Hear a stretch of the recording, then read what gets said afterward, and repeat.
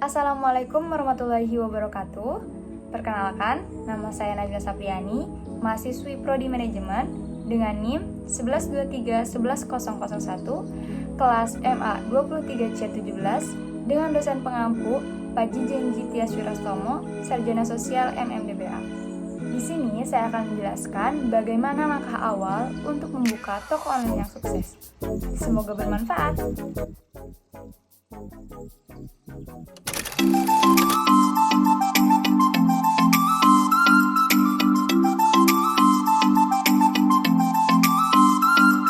Nah, sebelum ke pokok pembahasan, bagaimana langkah membuka toko online yang sukses?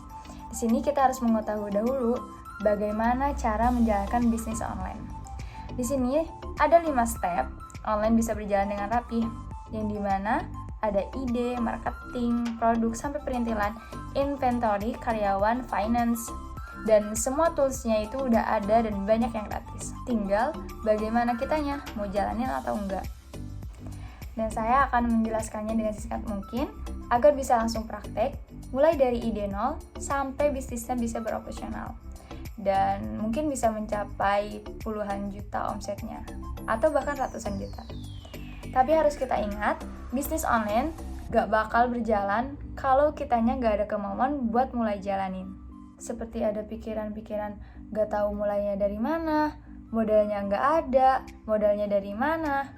Akhirnya, ide itu selama 1 tahun gak dijalanin, itu namanya bukan entrepreneur, tapi onepreneur. Nah, tapi jangan lupa, ide bisnis yang bagus atau yang jago untuk kedepannya itu adalah bisnis yang kita percaya akan masalahnya. Seandainya misalnya kalau kita bukan tipe orang yang suka passion terhadap pakaian, jadi kalau ngelihat pakaian tuh ya biasa aja, oh yaudah semua pakaian sama aja passionnya, yang penting kelihatan nyaman dan lain-lain. Tapi ada orang yang bilang, wah ini passionnya beda nih, ini harus dijalanin ini.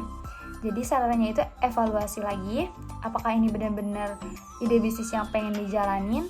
Karena ide yang bagus memang butuh waktu bertahun-tahun untuk ngedevelop jadi bisnis yang nilainya ratusan juta atau bahkan miliaran. Dan kalau misalnya kita sendiri gak percaya sama passion, sama masalahnya, itu jadi sebelum si bisnisnya matang, kadang kita udah drop duluan di tengah jalan.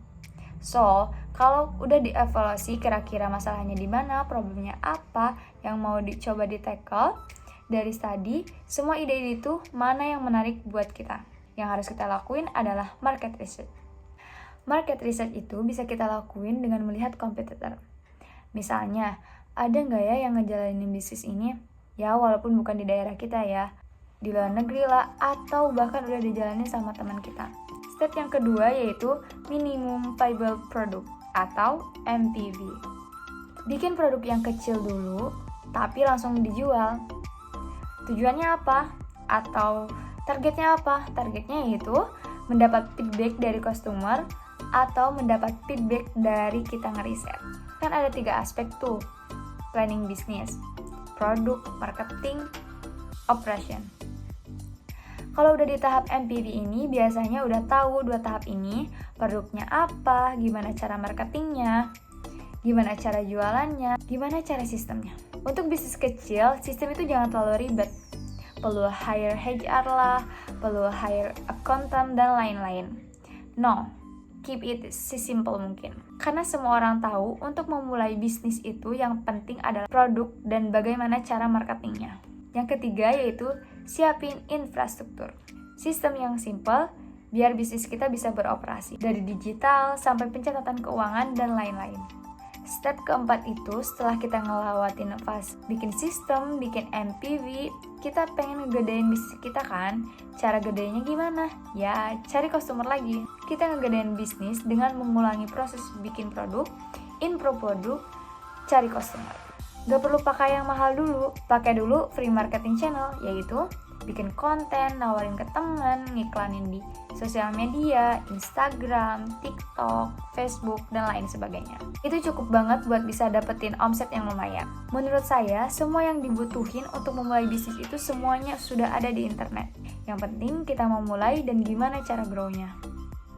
Step yang terakhir yaitu yang kelima, grow and improve. Gak ada teori yang pasti, biasanya bikin planning 6 bulan sampai 1 tahun ke depan itu gak sesuai dengan planning kita. Karena perubahan zaman, perubahan customer, kompetitor, itu tuh cepet banget. Analoginya itu tuh artinya, bisnis kita sambil berjalan, kita baru figure out, oh ternyata marketing yang bagus begini, rata-rata produk yang bagus begini.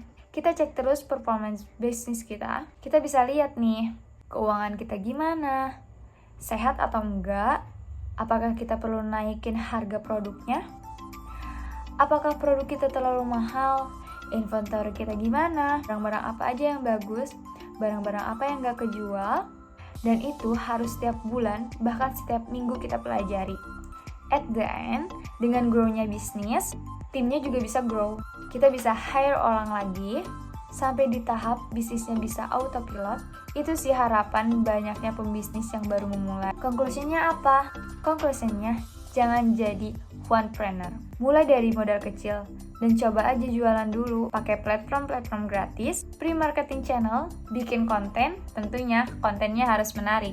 Nah, sudah saatnya kita ke pembahasan yang utama, yaitu langkah-langkah bagaimana awal cara membangun toko online yang sukses. Yang pertama yaitu membuat rencana bisnis toko online. Untuk menyempurnakan rencana toko online yaitu dengan menganalisis target pasar. Pahami pelanggan mana yang ingin dijangkau dengan platform online, lakukan analisis pesaing, dan tentukan biaya yang dibutuhkan ketika memulai bisnis online. Yang kedua yaitu tentukan produk yang akan dijual. Pilih produk yang kita minati dan yakini akan diminati banyak orang. Pastikan produk tersebut memiliki pasar yang cukup besar. Kita bisa melakukan riset pasar sederhana dengan mencari produk sejenis di internet dan melihat seberapa populer produk tersebut. Langkah ketiga yaitu pilih model bisnis. Setelah memutuskan apa yang ingin Anda jual, Anda perlu memutuskan bagaimana Anda ingin menjualnya. Mungkin memulai bisnis dropshipping untuk menyimpan inventaris dan memenuhi pesan, mengembangkan dan memproduksi produk khusus Anda sendiri, memulai merek label sendiri, kemas dan kirimkan pesanan sendiri.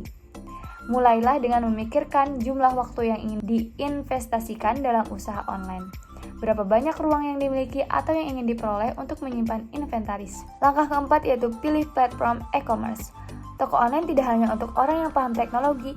Banyak platform e-commerce mudah dinavigasi dan membantu Anda membangun, menyesuaikan dan menggunakan toko tanpa perlu keahlian coding, teknis, atau desain.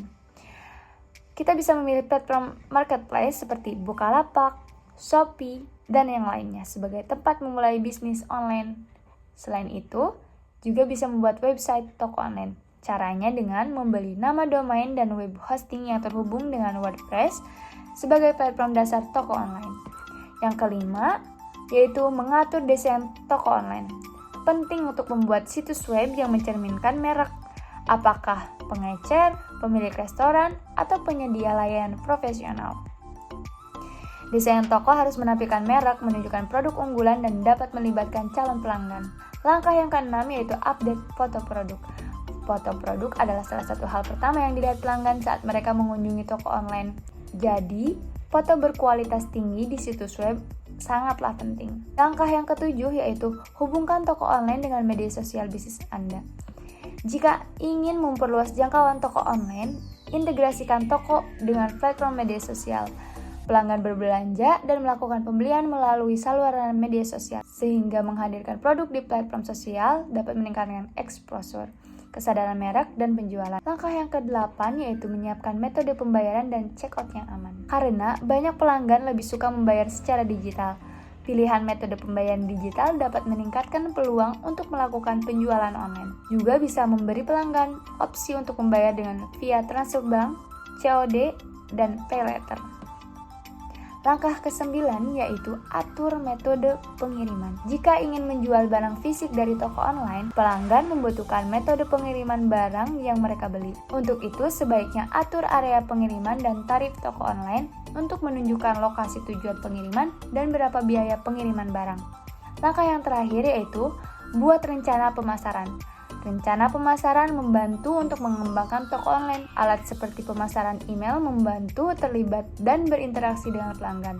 Memberitahu mereka tentang promosi atau penjualan yang ditawarkan. Kita dapat memantau analitik toko online untuk gambaran umum tentang kinerja bisnis. Alat ini memberi gambaran lalu lintas situs, aktivitas situs, penjualan online, produk terlaris, dan cara kerja email, pemasaran otomatis, dan kode kupon. Nah, sekian penjelasan dari saya. Semoga bisa bermanfaat untuk semuanya. Terima kasih. Assalamualaikum warahmatullahi wabarakatuh.